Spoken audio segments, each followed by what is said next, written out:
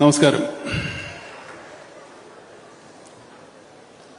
ഞാനൊരു 5-8 മാസത്തിന് ശേഷം ആദ്യമായിട്ടൊരു പൊതുവേദിയിൽ പ്രത്യക്ഷപ്പെടുകയാണ്. അത് ഈ കേരളപ്പിറവി ദിനം തന്നെ ആയതിൽ എനിക്ക് അതിയായ സന്തോഷമുണ്ട്. കേരളത്തിനേക്കാൾ ഒരു 4-5 വയസ്സ് കുറവാണ്.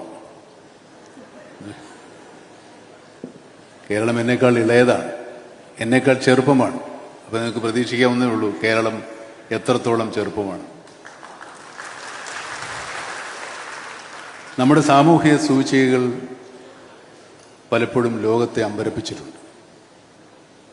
ലോകത്തിൻ്റെ അതിസമ്പന്ന രാജ്യങ്ങളുടെ 20-ലൊരു ഭാഗം പോലുമില്ലാത്തൊരു കേരളമാണ് ഇത്രയും വലിയ നേട്ടങ്ങൾ കൊയ്യുന്നത്. ഒരുപാട് സാമൂഹ്യ സേവന രംഗത്ത് നമ്മൾ ഒരുപാട് മുന്നിലാണ്, മറ്റു വളരെയധികം അപേക്ഷിച്ച് മുന്നിലാണ്.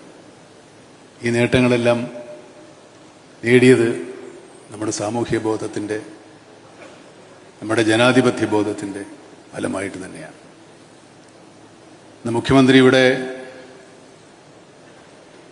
അതിദാരിദ്ര്യമുക്ത സംസ്ഥാനമായി കേരളത്തെ പ്രഖ്യാപിക്കുമ്പോൾ അതിനേക്കാൾ വലിയൊരു ഉത്തരവാദിത്തമാണ് അദ്ദേഹം ഏറ്റെടുക്കുന്നതെന്ന് ഞാൻ മനസ്സിലാക്കുന്നു.